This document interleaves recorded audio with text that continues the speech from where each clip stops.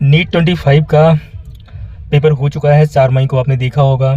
और अभी तक तो आपको सबको आइडिया हो चुका होगा कि पेपर की टफनेस लेवल कितनी थी, ठीक है। और कट ऑफ ही आप लोगों ने देखा ही वो, कट ऑफ इतना लंबा नहीं जाएगा इस बार मुझे लग रहा है कहीं ना कहीं 560 या 550 to 60 के बीच में कट ऑफ रहेगा। ये वाला आपको मिल जाएगा आराम से। जनरल, ओबीसी, ईडब्ल्यूएस, इसमें तीनों कैटेगरी के इसमें है। और एससी कैटेगरी का जो है वो लगभग आपको 470 सेफ माने अपना, ये आपको मिल जाएगा। और एसटी में लगभग 430-420 तक कॉलेज आराम से अलॉट होने की पूरी प्रोबेबिलिटी है। देखो मैं इसलिए कह रहा हूँ क्योंकि इतना भी ये डाउन नहीं जाएगा गाइस। इतना तो मतलब डाउन क्या, पूरा 100 नंबर का डाउन हो गया यहाँ पे, है ना। 650 लास्ट ईयर गया था, इस बार 550 आ रहा है। तो ये एक मतलब सेफ स्कोर आप लेके चल सकते हो। मैं बॉर्डर लाइन में स्कोर नहीं बता रहा हूँ, बट हाँ सेफ स्कोर लेके चल सकते हो। और ऐसे भी बहुत कम लोग होंगे इंडिया में जिनके इतने नंबर आ रहे हैं, ठीक है। बहुत कम लोग होंगे, लगभग 24-25 हज़ार लोग ऐसे हैं जिनके ये नंबर, इस रेंज में नंबर आ रहे हैं, ठीक है। तो आप लोग होप ना खोइए। और एनटीए की जो ऑफिशियल आंसर किया है कम से कम उसका वेट कीजिए, देन इसके बाद में रिजल्ट आएगा उसका वेट कीजिए थोड़ा सा। और उसके बाद में काउंसलिंग जरूर करवा लेना। अगर जो आपके 510 भी नंबर आ रहे हैं या 505 भी नंबर आ रहे हैं तब भी आप काउंसलिंग के जरूर जाना। रीज़न क्योंकि कुछ भी हो सकता है, कॉलेज मिल सकता है, ठीक है। यहाँ पे गाइज हम लोग थोड़ा सा इस साल का जो पेपर हुआ था आपका, उसमें बायोलॉजी जो सेक्शन आया था, बायोलॉजी सेक्शन में हम लोग ये देखेंगे कि डिफ़िकल्टी लेवल जो था वो क्या था बायोलॉजी सेक्शन का।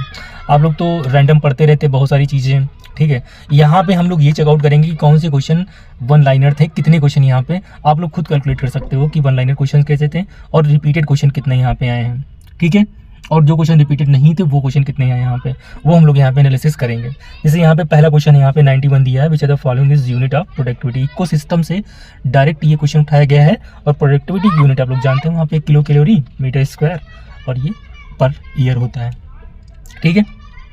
ये चीज़ आप आराम से देख सकते हो वहाँ पे। प्रोडक्टिविटी ये जो यूनिट होती है इसकी उसमें एक्चुअली 2 यूनिट दी है, प्राइमरी प्रोडक्शन और ये प्रोडक्टिविटी 2 की यूनिट दी है। तो आप लोग उसमें दोनों को याद रख सकते हो। ये क्वेश्चन एक बार आ चुका है लेकिन एक ही बार आया है, बार बार नहीं आ चुका है, ठीक है। अब देखो ये क्वेश्चन भी आपका अभी तक नहीं आया था, हालांकि ये कोचिंग में आपको जरूर पूछा जाता होगा कि, और ये सबको पता भी रहता है कि फर्स्ट मेंसेस जो होता है उसको मीनार्ची बोलते हैं, ठीक है। ये सभी लोग जानते हैं। और मीनोपॉज क्या होता है यहाँ पे, एंड ऑफ ये मेंस्ट्रुएशन जो होता है, ब्लीडिंग या पीरियड वगैरह, ठीक है। तो इसका आंसर तो 3rd हो जाएगा। लेकिन मैं ये कह रहा हूँ कि ये क्वेश्चन आया नहीं है अभी, मतलब सिंगल लाइनर में क्वेश्चन ये अभी तक नहीं पूछा गया नीट में, आप देख सकते हो। एआईपीएमटी में पूछा गया था, इसका आइडिया मुझे नहीं है, बट हाँ ये नहीं है।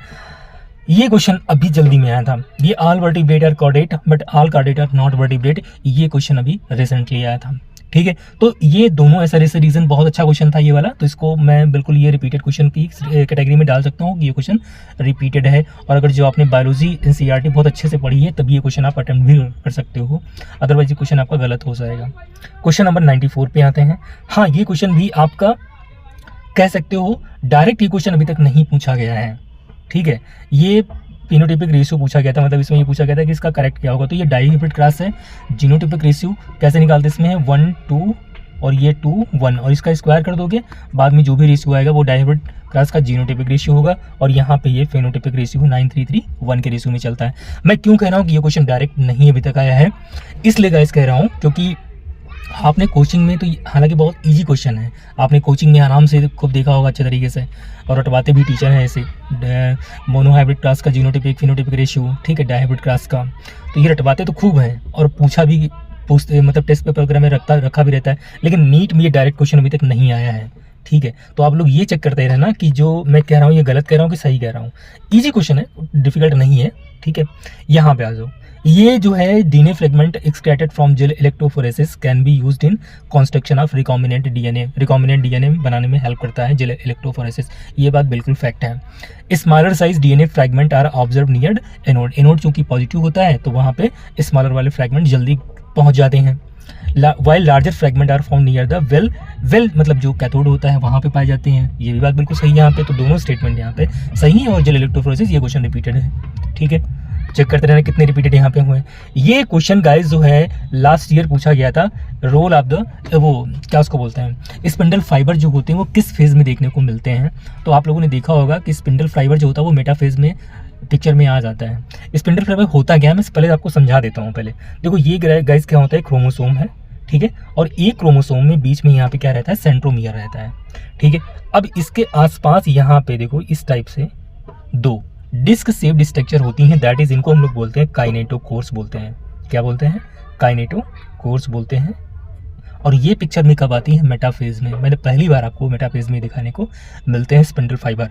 एनाफेज में इनका रोल क्या होता है? एनाफेज में बेसिकली जब हमारा डीएनए जो होता है वो डिप्लीकेट कर जाता है, और एनाफेज मतलब एस फेज के बाद हमारा जो क्रोमोसोम हो जाता है वो कुछ इस टाइप से हो जाता है, ठीक है। क्योंकि एक्चुअली में क्या होता है कि डीएनए का अमाउंट बढ़ जाता है, मतलब पहले अमाउंट अगर जो 2C था तो एस फेज के बाद जो अमाउंट होता है वो 4C हो जाता है। स्प्लिटिंग आप सेंट्रोमियर हो जाती है, और स्प्लिटिंग आप सेंट्रोमियर कहाँ पे होती है? एनाफेज में होती है माइटोसिस के, और एनाफेज 2 होती है मियोसिस के। क्लियर है? तो ये काम क्या करता है? ये जो क्रोमैटिड्स जो सेपरेट होती हैं, क्रोमैटिड जो सेपरेट हो जाती हैं आफ्टर स्प्लिटिंग ऑफ सेंट्रोमियर, तो इनको ये पुल करता है। ये काइनेटोकोर का काम होता है। तो यहाँ पे देख लो, यहाँ पे आंसर दिया होगा टू सेपरेट द क्रोमोसोम, ठीक है। और ये कहाँ मिलता है? मेटाफेज में। इसके बारे में सारी चीज़ें आपको पता होनी चाहिए। एक क्रोमोसोम के अंदर 2 आपको काइनेटोकोर देखने को मिलते हैं, और सेंट्रोमियर एक देखने को मिलता है। ये सारी चीज़ें आपको पता होनी चाहिए। चलो यहाँ पे आ जाओ। ये क्वेश्चन केरला पीएमटी से उठाया इन्होंने। केरला पीएमटी आपका एग्जाम होता था, उसमें इस टाइप के क्वेश्चन आपको मिलते थे। How many meiotic division, how many mitotic division from megaspore mother cell, मतलब मेगास्पोर मदर सेल कितनी होती है? 2n होती है। अब इसी बात है, इसके बाद में सारी स्ट्रक्चर हैप्लॉइड बनेगी। तो एक तो मियोसिस होगी, बिल्कुल सही बात। तो ये सारे ऑप्शन तो गए यहाँ से। एक मियोसिस होगी और 3 माइटोसिस होंगे। रीजन क्योंकि आपको देखो मियोसिस करके आपको बनाना है पहले मेगास्पोर, मेगास्पोर के बाद में फिर आपके PGH आपने पढ़ा होगा, प्रो एम्ब्रियो और ग्लोबुलर एम्ब्रियो। H मतलब हार्ट शेप एम्ब्रियो हो गया, बाद में फीमेल गैमेटो मतलब मैच्योर फीमेल गैमेटोफाइट। तो वहाँ पे 3 माइटोसिस होंगे, और ये एनसीईआरटी में आपके दिया हुआ है, ठीक है। नीट में ये क्वेश्चन अभी तक नहीं पूछा गया था, लेकिन इस बार नीट में आ भी गया। और ये आपके टेस्ट सीरीज वगैरह में खूब भर के क्वेश्चन पूछा गया है, चाहे वो LN की हो, चाहे वो किसी भी हो, न्यूलाइट की हो, LN की हो, कहीं भी हो, ये क्वेश्चन गाइस भर के पूछा जाता है, ठीक है। तो ये गलत होने के चांसेस कम भी थे इसके, अगर जो थोड़ा सा आपने पढ़ा होगा तो, ठीक है। यहाँ पे आ जाओ। यहाँ पे गाइज एक्चुअली दिया है कि नॉट बताना है आपको, जो नॉट करेक्ट है। Constant region of heavy and light chain are located at C terminal of the antibody molecule. Each antibody has 2 light and 2 heavy chain. ये बात सही है। एलिमिनेशन मेथड से करने की कोशिश करते हैं। पहला वाला ऑप्शन मान लो समझ में नहीं आ रहा है, आगे आते हैं। The heavy and light chain are held together by disulphide bond. बिल्कुल, ये भी सही बात है। Third, antigen binding site is located at C terminal of the, बिल्कुल सही बात है। तो तीनों यहाँ पे भाई, ये तो लाइन आपने सभी लोगों ने पढ़ी होती है ना कि एंटीबॉडी जो एंटीजन होते हैं वो कहाँ पे होते हैं? C टर्मिनल पे होते हैं। 2 टर्मिनल्स होते हैं ना, N टर्मिनल और C टर्मिनल। इनका मतलब क्या होता है? ये वाला NH2 ग्रुप, ठीक है। और C टर्मिनल का मतलब होता है CH, क्योंकि एंटीबॉडी आपकी कहीं ना कहीं प्रोटीन स्ट्रक्चर, और प्रोटीन में क्या होता है? NH2 ग्रुप होता है, और ये COOH ग्रुप होता है। बाद में एक वेरिएबल ग्रुप होता है R, और साथ में एक हाइड्रोजन होता है उसमें। ये 4 ग्रुप होते हैं। तो कहीं ना कहीं ये इसको बोलते हैं लेफ्ट हैंड, और लेफ्ट हैंड पे क्या होता है? N टर्मिनल होता है C। तो एंटीजन बाइंडिंग साइट कहाँ पे होती है? C टर्मिनल्स पे होती है, ठीक है। इसको एलिमिनेशन मेथड से आपने कर दिया। इसके बाद में देखो ये गाइस क्वेश्चन पढ़ो जरा इसको। कितना टाइम लगेगा पढ़ने में?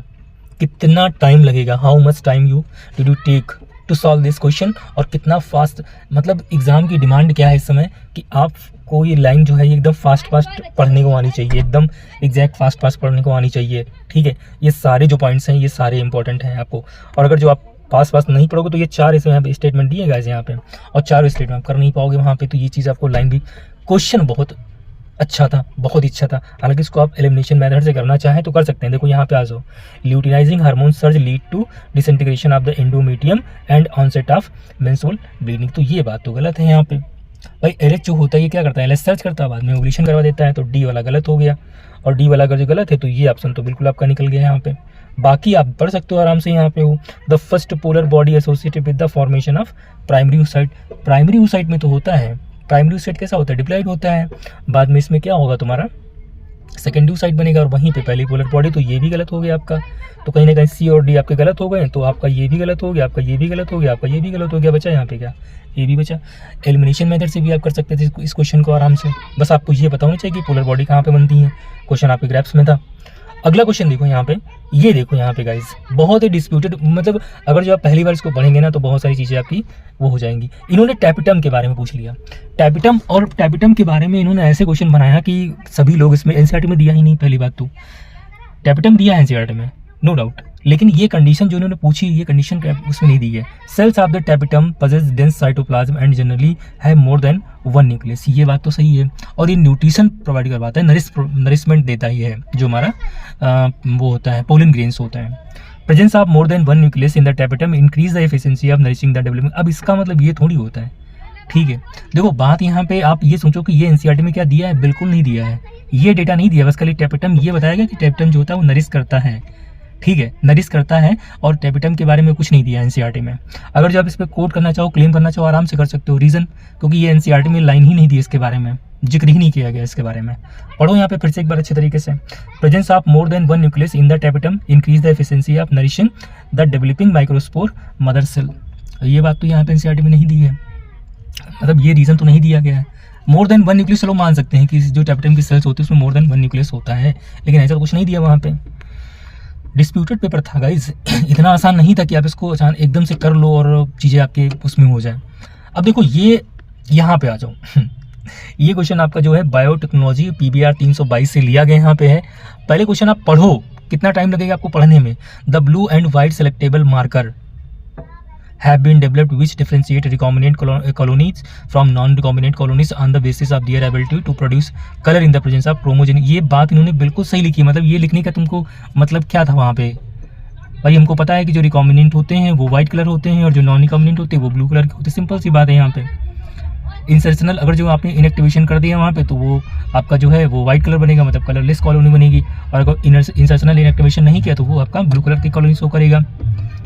सेलेक्टेबल मार्कर आपने हटा दिए तब भी वो रिकॉम्बिनेंट बन गया, तो मतलब कोई कलर नहीं करेगा। लेकिन ये लिखने का मतलब पता है गाइस क्या था यहाँ पे, कि आपका टाइम वेस्ट हो। वहाँ पे एंटी ने जानबूझ के आपका टाइम वेस्ट करवाया, इतने लेंदी क्वेश्चन बनाने का कोई लॉजिक नहीं बनता गाइस है।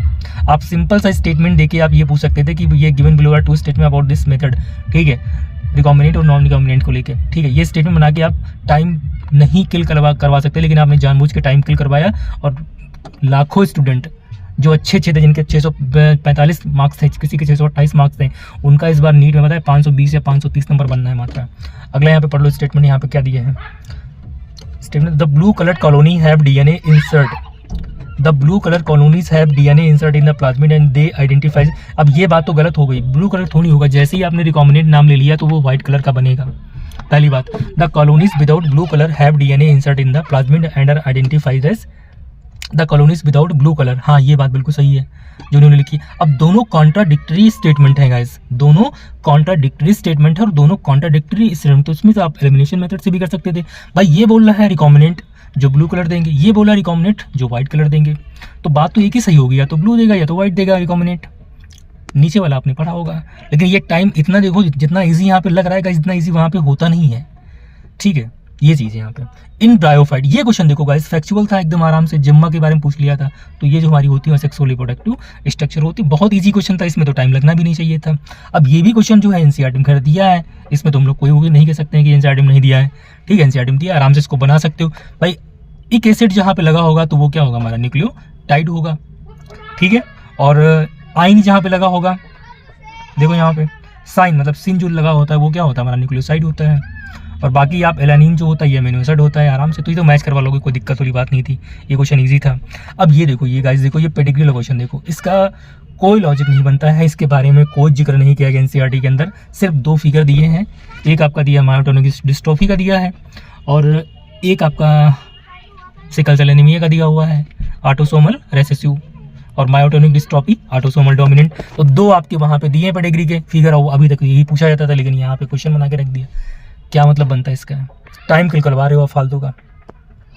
यहाँ पे आ जाओ, ये तो खैर ठीक है, ये एनसीईआरटी में लॉजिकल क्वेश्चन दिया है, तो इसको तो आप बना सकते हो। एड्रेनल मेडुलरी हार्मोन के बारे में पूछा गया तो लॉजिकल क्वेश्चन है, ये भी ठीक है। एक्टिनोमॉर्फिक जाइगोमॉर्फिक वाले फॉर्मूले यहाँ पे, तो यहाँ पे पी वाला आंसर इसका हो जाएगा। कोड भी इसके होते पी बीन कैसिया गुलमोहर वगैरह, है ना, इस टाइप से। गाइज अगर जो आपको पर्सनल कुछ एड लेना हो 2026 के लिए, फिर इसके मैं जेईई मेंस के क्वेश्चन करवाऊंगा इसकी यूट्यूब चैनल पे, और मेरा टेलीग्राम ग्रुप भी है। अगर जो आप लोग पर्सनल असेस लेना चाहते हैं हमसे, तो आप आ सकते हैं, टेलीग्राम का लिंक इसमें दिया होगा। मैं कोशिश करूँगा कि इस बार, अब तो देखो नीट ऐसा हो गया कि अगर जो आपने 35 क्वेश्चन ही कर दिए नीट में, उसमें फिजिक्स में सही, तब भी आप सोचो कि बहुत बड़ी बात है, ठीक है, तो फ़ायदा ले सकते हैं। Who propose that genetic code for amino acid should be made up of 3 nucleo nucleotide, 3 nucleotides मतलब 3 नाइट्रोजनस बेस, तो ये कौन थे, जार्ज गैम होते हैं ये। ठीक है, आगे आ जाओ यहाँ पे। ये क्वेश्चन ठीक ठाक क्वेश्चन आया था और ये क्वेश्चन रिपीटेड भी है। In ecosystem there is a unidirectional flow of energy from sun from producer to, बिल्कुल बात सही एकदम है। Ecosystem are exempted from second, नहीं एग्जेम्प्टेड का मतलब ये अलग हो जाता है। देखो इकोसिस्टम जो होता है वो फर्स्ट लॉ और सेकंड लॉ थर्मोडायनेमिक दोनों को ये मतलब ये फॉलो करता है। तो आप ये नहीं कह सकते कि ये एग्जेम्प्ट कर रहा है मतलब उसका वायलेशन कर रहा है, वायलेट नहीं कर रहा है, ये दोनों फॉलो करता है। तो पहला स्टेटमेंट इसका सही है, दूसरा वाला गलत हो गया। ठीक है, अब ये तो खैर ठीक है, स्वीट पोटैटो और पोटैटो ये क्या हो जाएगा, एनालॉगस। लेकिन हाँ इसको देख लेना यहाँ पे भैया, ये कन्वर्जेंट होता है। ठीक है, एनालॉगस जो होता है वो कन्वर्जेंट एवोल्यूशन शो करता है।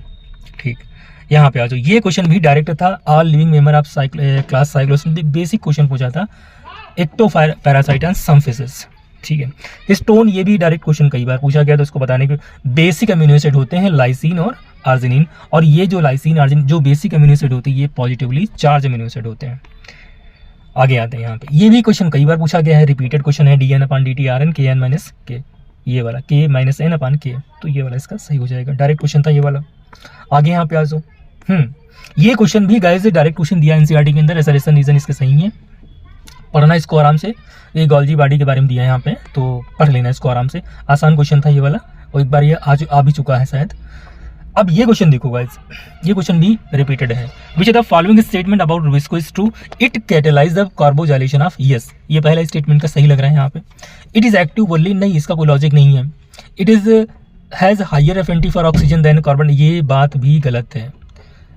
एफिनिटी दोनों के लिए बराबर होती है, बट डिपेंड करता है कि किसकी कॉन्सेंट्रेशन ज़्यादा है उसके साथ में ये बाइंड कर देता है। अगर जो वहाँ पे ऑक्सीजन की कॉन्सेंट्रेशन ज़्यादा हो जाएगी तो ये ऑक्सीजन के साथ में बाइंड कर जाएगा, और फिर उस प्रोसेस को बोलेंगे फोटो रेस्पिरेशन बोलेंगे वहाँ पे।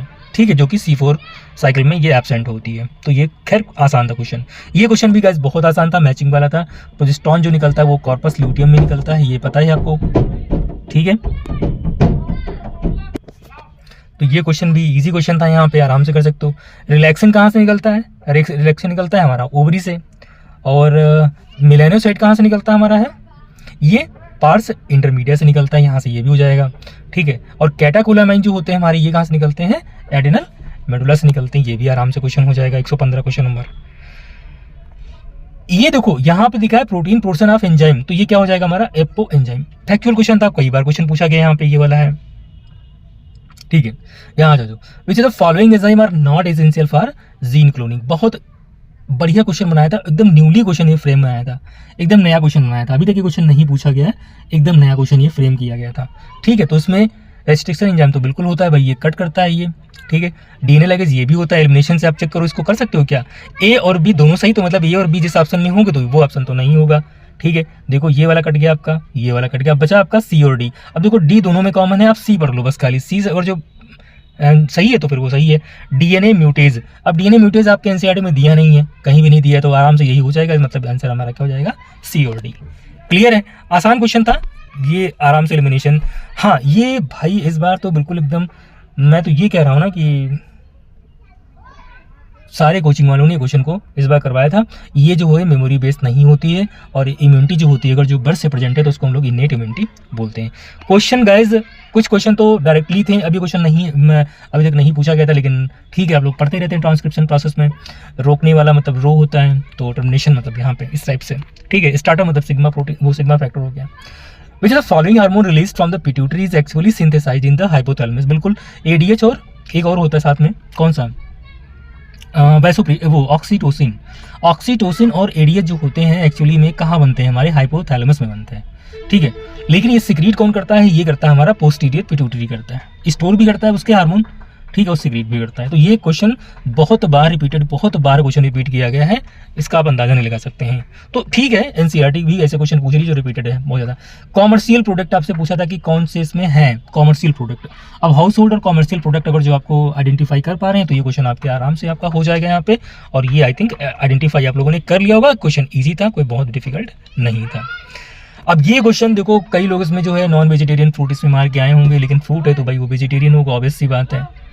ठीक है, और ये चीज़ थोड़ा सा आप लोग देख लेना यहाँ पे। ठीक है, ओके। ये वाटर वेस्कुलर सिस्टम के बारे में यहाँ पे इकोनोडर्म्स के बारे में दिया है, तो बताने वाली चीज़ें नहीं है, एनसीईआरटी का डायरेक्ट क्वेश्चन है। और ये क्वेश्चन भी गाइज अभी तक नहीं पूछा गया था, ये क्वेश्चन पहली बार मुझे देखने को मिला है। आगे आफ्टर मैचुरेशन, हाँ ये देखो actually primary lymphoid organ BPT दो होते हैं, बोन मैरो और thymus. Primary lymphoid organ are 2 type, bone marrow और थाइमस होते हैं। तो इनको छोड़ के मतलब ये वाले छोड़ दो, बाकी सी डी ई 3 बचे हैं आपके, तीनों आपके हो जाएंगे। गाइस ये पेपर थोड़ा सा मैं आपको दिखाने के लिए यहाँ पे लाया था कि मतलब पेपर आप देख लीजिए एक बार, ठीक है। क्वेश्चन कुछ ऐसे थे जो आप आराम से बना सकते हो, जैसे कि फादर ऑफ इकोलॉजी, एकदम नया क्वेश्चन आपको देखने को मिला होगा, रामदेव मिश्रा, ठीक है। हालांकि मतलब ऐसा है कि आप क्वेश्चन बना सकते थे वहाँ पे, लेकिन वही चीज़ें हैं कि कुछ क्वेश्चन ऐसे थे जो बहुत ही टाइम किल कर गए, बहुत ही ज़्यादा। जैसे कि ये क्वेश्चन एकदम नया आपको देखने को मिला होगा। हालांकि एनसीईआरटी में ये भी दिया है, PCR amplifies DNA following the equation, तो 2 की पावर n होता है, ठीक है। तो कर सकते हो, कोई बहुत बड़ी बात नहीं थी, लेकिन हाँ टाइम तो भाई को बहुत किल किया गया इसमें, ठीक है। तो मिलते हैं ऐसे ही, फिर देखो केमिस्ट्री का भी लेके आएंगे। और हाँ इस बार मैं कोशिश करूँगा कि जेईई मेंस के क्वेश्चन मैं करवाऊँ, भले ही 10 क्वेश्चन करवाऊँ, लेकिन मैं अच्छे क्वेश्चन करवाऊँगा। रीज़न इसका ये है गाइस, क्योंकि अब जो है जेईई मेंस आपकी ज़रूरत बन चुकी है, नीट एस्पिरेंट की ज़रूरत बन चुकी है जेईई मेंस के क्वेश्चन। और अगर जो आपने क्वेश्चन अभी से प्रैक्टिस करना स्टार्ट कर दिए हैं जेईई मेंस के, तो आपके एग्जाम तक आते आते कम से कम 20 बार उसको आप रिवाइज कर डालो। हो सकता है कि डायरेक्ट क्वेश्चन आपको वहाँ पे मिल जाए, आपको पेन भी ना चलाना पड़े वहाँ पे। तो अलग तो कुछ करना पड़ेगा गाइस, क्योंकि कट ऑफ देखो इस बार इतना टफ नहीं जाएगा। इस बार तो मुझे लग रहा है कि 550 तक कॉलेज मिल जाना चाहिए, लेकिन लास्ट ईयर मतलब 2026 में ऐसा नहीं होगा, यही कट ऑफ आपकी बढ़ जाएगा। अगर पेपर का लेवल इसी टाइप का ना तो कट ऑफ बढ़ जाएगी, क्योंकि सुपर माइंड आएंगे अब, ठीक है। तो गोल्डन अपॉर्चुनिटी है उन लोगों के लिए जिनके स्कोर जो है 550-560 आया हुआ है, तो उनके लिए ठीक है, होप ना खोएं बिल्कुल एकदम, और कॉलेज मिल सकता है। बट हाँ इतना जरूर कहूँगा गाइस कि अगर जो आपके नंबर इस बार 440 भी आए हैं, 460 आए हैं, या 490 मतलब बिलो द 500 आए हैं, तो अपने आप को बिल्कुल भी गिल्ट फील मत करवाना, क्योंकि ऐसे कई लोगों को जानता हूँ जिनके लास्ट ईयर 640 नंबर थे, उनके इस बार 440 नंबर आए हैं, 450 नंबर आए हैं, ऐसे कई लोगों को मैं जानता हूँ। तो सोचो उनके ऊपर क्या बीत रही होगी, ठीक है। तो बिल्कुल भी अपने आप को गिल्ट फील मत करवाना गाइस। बस ये कोशिश करना, अगर जो आपका मन करे तो ड्रॉप लेना तो फुल ड्रॉप लेना, पार्शियल ड्रॉप मत लेना। मतलब कहीं और एडमिशन लेके, जैसे बीएमएस कर रहे हैं और साथ में ये भी कर रहे हैं, साथ में नहीं कर पाओगे, अब नहीं कर पाओगे। अब आपको पूरा टाइम देना ही पड़ेगा आपके नीट एग्जाम को लेके, चाहे वो केमिस्ट्री हो, चाहे वो बायो हो, चाहे वो फिजिक्स है, तीनों सेक्शन आपको स्ट्रॉन्ग करने हैं बहुत अच्छे तरीके से। और अगर जो ये बात अभी समझ में आ गई आपके, तो हो सकता है कि आपके 26 तक आते आते बहुत कुछ आपके साथ में हो। और देखो नंबर आप टेस्ट मत देना, मतलब बहुत सारे टेस्ट मत लगाना कि हमने 60 कर लिए, हमने 70 टेस्ट कर लिया, ऐसा मत करना गाइस। क्वालिटी पे ध्यान देना, क्वांटिटी पे ध्यान नहीं देना है आपको, मतलब समझ रहे हो। क्वांटिटी आपको नहीं पकड़नी है, आपको क्वालिटी पकड़नी है। और क्वालिटी ये कह रही है कि आप भले ही 10 टेस्ट लगाओ, किसी के 15 टेस्ट लगाओ, लेकिन वो क्वालिटी वाले टेस्ट होने चाहिए, ठीक है। उन्हीं टेस्ट का बार बार आप वो करो, एनालाइज करो, बार बार करो। और उन टेस्ट में अगर जो आपके 300 नंबर 400 नंबर आ रहे हैं तो बिल्कुल घबराओ ना, ठीक है। और मैं कोशिश करूँगा कि अच्छे कोचिंग्स के मैं आपको टेस्ट पेपर इस चैनल पे करवाऊँ, ठीक है। जैसे ही बढ़िया कोचिंग के जो टेस्ट पेपर होंगे, अगर जो स्टार्ट हो जाएंगे, तो मैं ज़रूर इस पर डालूंगा आप लोगों के लिए, कम से कम एटलीस्ट फिजिक्स और केमिस्ट्री तो मैं ज़रूर करवाऊँगा, ठीक है। ये मेरा पक्का प्रॉमिस रहा आप लोगों से, मैं ज़रूर करवाऊँगा। चलिए फिर मिलते हैं नए वीडियो के साथ में, तब तक के लिए बाय। और ठीक है यार, एंजॉय करो अभी। अगर जो आपके नंबर ठीक नहीं आ रहे हैं या नहीं आ रहे हैं तो होप ना खो यार, देखो टफ पेपर तो आया था, पेपर बहुत टफ था, ठीक है। तो मिलते हैं फिर एक नए वीडियो के साथ, तब तक के लिए बाय।